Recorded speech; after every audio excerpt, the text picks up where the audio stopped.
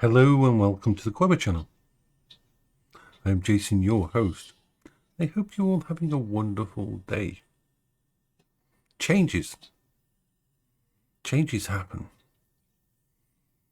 Changes aren't usually what a autistic person heads towards because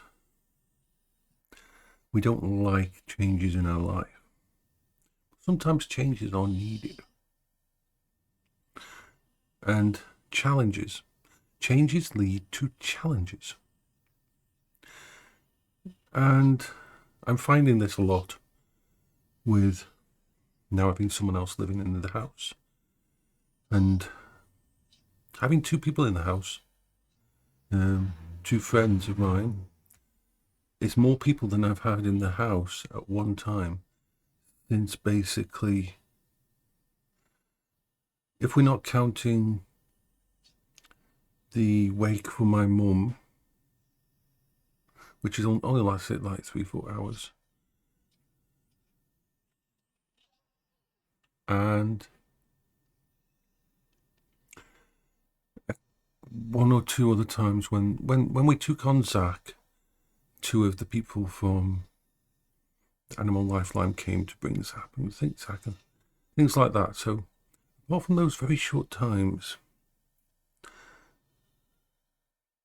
this change to the house dynamic, this having two people in the actual house other than me, it's a big change, it's a big challenge. But I expected that. I've been preparing for this for months. I've been pre-doing coping strategies that I may need.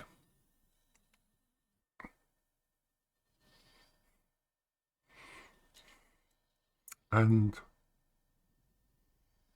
it's a success. There's been a few glitches, been a few things that have affected me. But I would say 95% it's been awesome, wonderful time.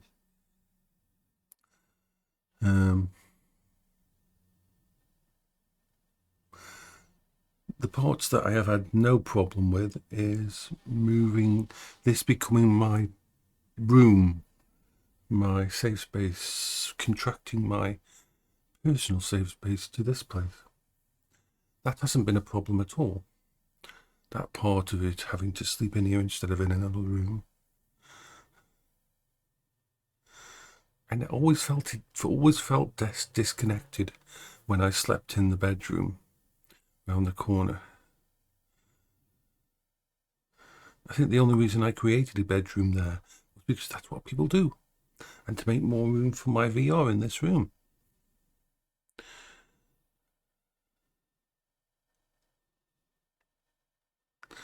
I bought lots of different technology for the kitchen because I wanted to fill it with gadgets.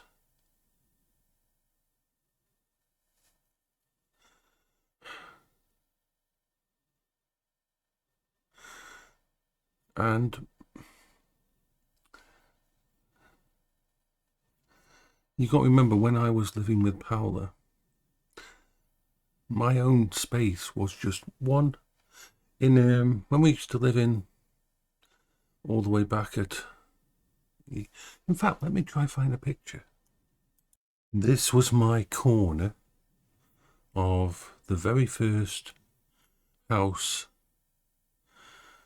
me and Paola were in, the rented property. The rest of the house was taken up by Paola's stuff. This is where I existed most of the time. My little desk in the smallest corner of the room. And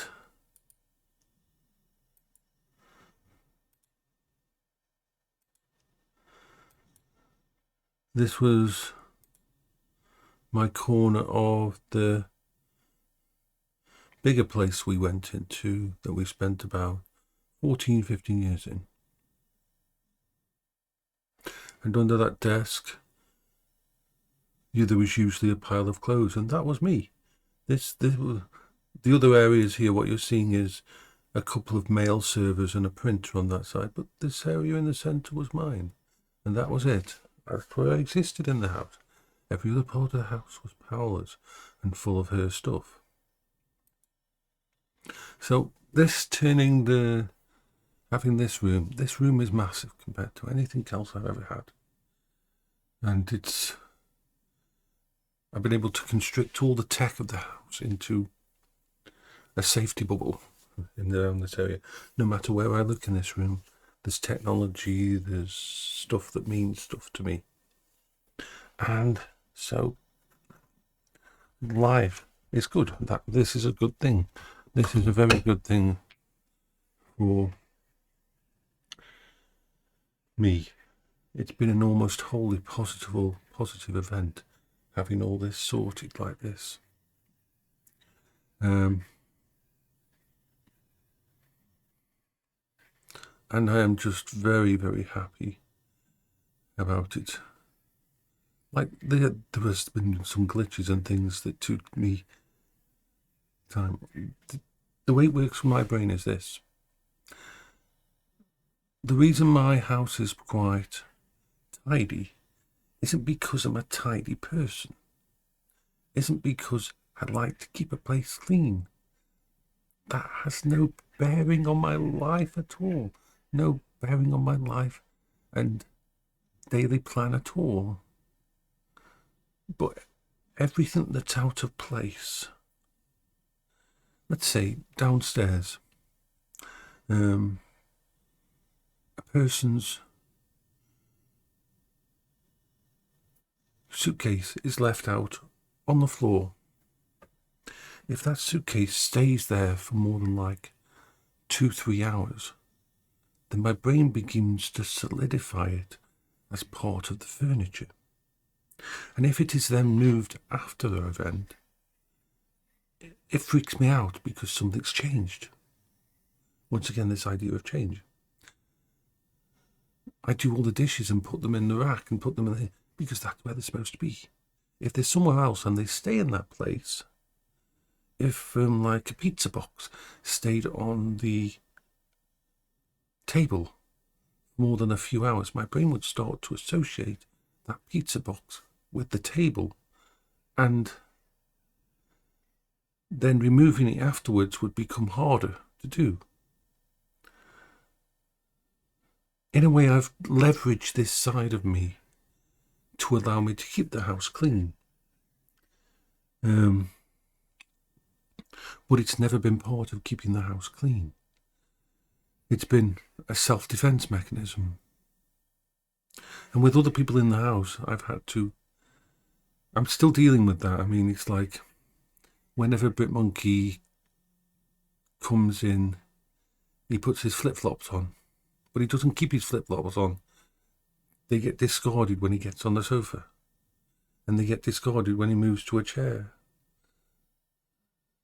And this, having those flip-flops in different positions on the floor, makes me my head a bit itchy. But I deal with it. It's challenges. They understand the reason why I've explained the situation where I try to make things singable. These are minor, tiny little things. As I said, the good thing about this is, last night, give me a sec, there's something in my throat.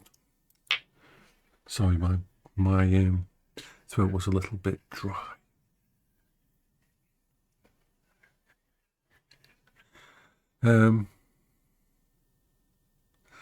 Most of the challenges have been completely positive. Like last night, I tried some alcohol for the first time in 34 years.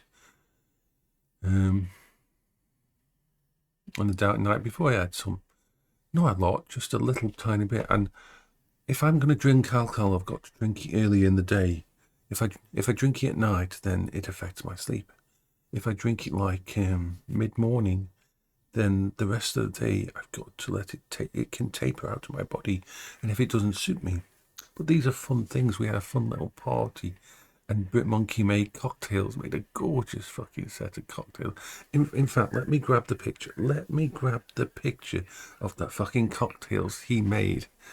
Put these away. Come on. Let's show you the works of art. I can't remember what the drink was called, but it's gorgeous. To put in perspective, this was Brit's and Lulo's version. We didn't have enough to do a third one, and I wasn't interested in having. This was late at night. This was like between 8 and 9 o'clock at night, and then there's no way I could drink something like that because it's quite powerful and quite a nice cocktail, gorgeous. And so I had a small amount in a small little thing, beakery thing, and I, just because I wanted to taste it, I wanted to see whether it was something that I would really like. And oh God, it's gorgeous. I love it. I love whatever it is.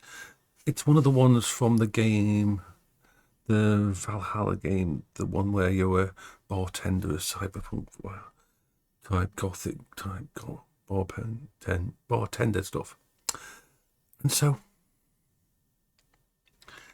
there's something I hadn't done, a challenge. There's something, have a little bit of this. So I tried a little bit, but I know my limits and I know when I shouldn't. So if I'm going to have something like that, we're going to have it earlier in the day. Rich is going to order some more of the bits and pieces because he's building up a little tiny bar, a little set of alcoholic drinks for when he comes down. Because remember, I have no problem with alcohol. I'm not on any medication that is affected by alcohol.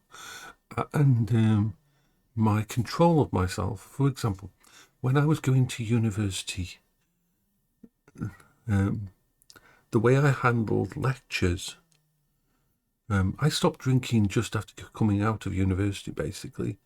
I was sozzled, as they would say, most days because I couldn't handle the amount of people that there were in the lecture theatres and that. It me over. Didn't know I had autism, didn't know I had these problems. I was trying to cope, I was trying to mask, and I just couldn't. And so I would have, it was a bottle of MD 2020. I think it was the raspberry or cherry. Not sure. Little bottle of Mad Dog 2020 in one pocket, because I had a big trench coat I used to wear, in one internal pocket. And in the other pocket, I had some kind of cider. It would probably be something like White Lightning or something like that. I can't remember. And I had a straw affixed to the lid of each that went up my inside to actually here and connected. So I had a single straw here for sipping on. And that's how I got through the lectures. So I'm not someone who's a stranger to alcohol. I just haven't had it for like almost 35 years. Since I was thinking, I just didn't, my brain just switched to something else, as autistic minds doing that. And so, but no, that is, I like fun drinks, but I have never had any, and I'm not going to start drinking a lot, but I'm happy to partake of it, but only if it's early in the day. I will try samples of anything they make, but I won't actually drink myself. But being around a couple of people who were laughing and giggling and having fun, and we were just joking and took some silly photographs, and that, it's just fun. And I'm right when I came to another conclusion before all this happened. You see, I have trouble hugging men. This isn't a phobic thing or anything like that. This is just hugging a man. My brain has to engage a different circuit, as it were. Whereas hugging a woman, I was married for 20 years. I was brought up by my mum and my sister. Hugging a woman, my brain's already got that part down and it's in. So me and Ludo hug lots. I like it, even though autistic people don't like to hug, but I can hug a woman. I can hug and cuddles and that. Yay, that's fun. So that's all been a positive side. Having someone here to talk to spend time with, not being alone. I've done very well to live alone for as long as I have, but it's always had such a mental toll on me to be in this house alone. And when I secured the house and put such good locks and stuff on the doors and everything and the windows, the more I did that, the harder it got, because all those problems of what if anything goes wrong. Not that I'm relying on having these other people, but it's, how can I put it? It's a wonderful challenge to me, things like this are. And I'm having to, like listening to my audiobook. I'm not listening to as much of my audiobook, which is both a bad and a good thing. Like this morning when I went downstairs to feed the dogs, because I mean, I go up at 6 o'clock-ish. I feed the dogs between 6:30 and 7. I had a shower this morning before everybody else woke up. I went down, I feed the dogs, and of course I put my earphones in and I listened to my audible book. And so I got through another hour of my audible book because I'm really enjoying it. And just wondering, I can do it that. Normally I would get through about 6 or 8 hours of this a day. When I was living alone, 6 to 8 hours of a freaking audible book would go through in a day, even on a good day. Every time I left the computer and I had to walk around the house, every time I had to go in the backyard. When I started off my Quingo thingy, because I couldn't because I couldn't start the recording of all of you at the moment I leave my house, because that would make me vulnerable, because it would show where I live. That's why I always start my vlogs further out. I still need something extra to allow me to use the Quingo, and so for the first 30 minutes to an hour of the Quingo drive before I get to the point that I turn on the vlog, depending on whether I've got something important I want to talk about, or if it's just going to be a normal connected ramble where I connect to all of you through it, and it keeps me okay to do it. And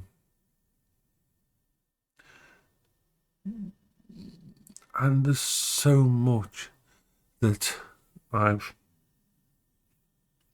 had to change, but in a good way. Whole masses of my coping strategy are on the back burner now. It does mean new things are coming up all the time, because human beings are unique. But it's been a wholly positive thing to have someone in the house with me. Hey, so you take care of all of you. You are splendiferous.